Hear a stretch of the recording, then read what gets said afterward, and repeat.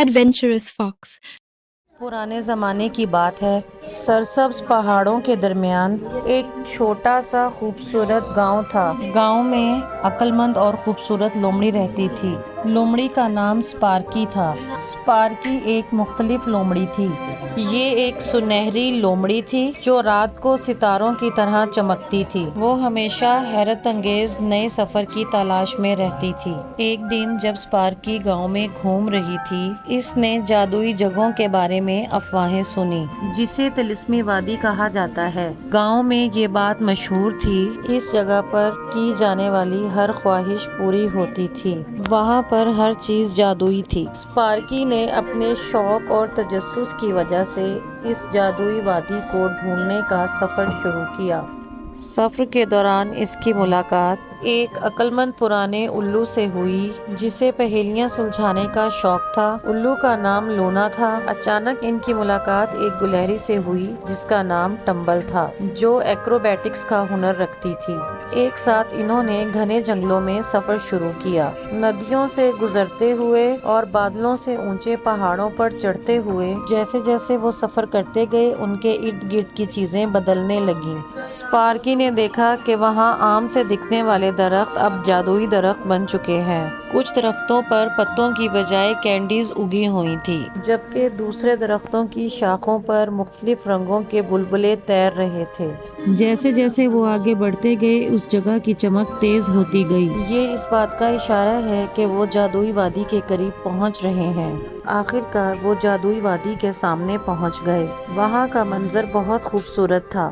وہاں پر ہر رنگ اور مختلف قسموں کے پھول کھلے تھے اور کھلنے والے پھولوں کی پتیوں کے ساتھ مختلف قسم کے رنگ نکلتے تھے۔ اسپارکی نے دیکھا کہ جادوئی وادی میں تمام پھول، پودے، درخت اور پتے خوشی سے جھوم رہے تھے اور اس کے پیروں کے نیچے کی گھاس ستاروں کی طرح چمک رہی تھی۔ اچانک اسپارکی کی نظر شیشے کی طرح چمکتے ہوئے جادوئی فوارے پر پڑی جو کسی بھی رحم دل اور ایماندار کی خواہش کو پورا کرتا تھا۔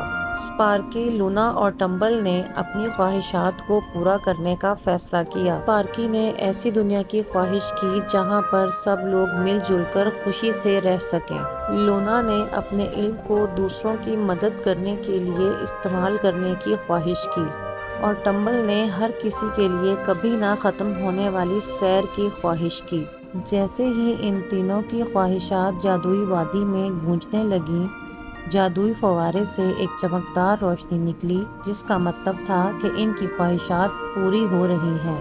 اسپارکی اور اس کے دوست جادوئی وادی کو ڈھونڈنے اور وہاں پورا دن گزارنے میں بہت خوش تھے۔ وہ باتیں کرنے والی جادوئی تتلیوں، پانی میں رہنے والی پریوں اور یہاں تک کہ ایک شرارتی ہنستے ہوئے درخت سے بھی ملے۔ وہاں پر موجود ہر مخلوق کی اپنی منفرد پہچان تھی اور اس سفر نے انہیں دوستی، مہربانی اور اپنے ارد گرد کی دنیا کی خوبصورتی کے بارے میں بہت قیمتی سبق سکھایا۔ جادوئی میدان میں وقت گزارنے کے بعد آخرکار اسپارکی اور اس کے دوستوں کے واپس جانے کا وقت آ گیا اور انہوں نے وعدہ کیا کہ وہ اپنے اس خوبصورت سفر کی یادوں کو ہمیشہ یاد رکھیں گے۔ گاؤں میں واپس جانے کے بعد اسپارکی نے اپنے جادوئی وادی کی کہانی سب لوگوں کو سنائی۔ لوگوں نے اسپارکی کی کہانی سے متاثر ہو کر جادوئی باغات لگانا شروع کر دیے اور اپنی دنیا کو کچھ اور جادوئی بنا دیا، اور اس طرح اسپارکی اور اس کے دوست ہمیشہ کے لیے خوشی سے رہنے لگے۔ اور اس کہانی سے ہم سمجھ سکتے ہیں کہ بعض اوقات انتہائی غیر معمولی سفر ایک متجسس دل اور حیرت کے جذبے سے شروع ہوتا ہے۔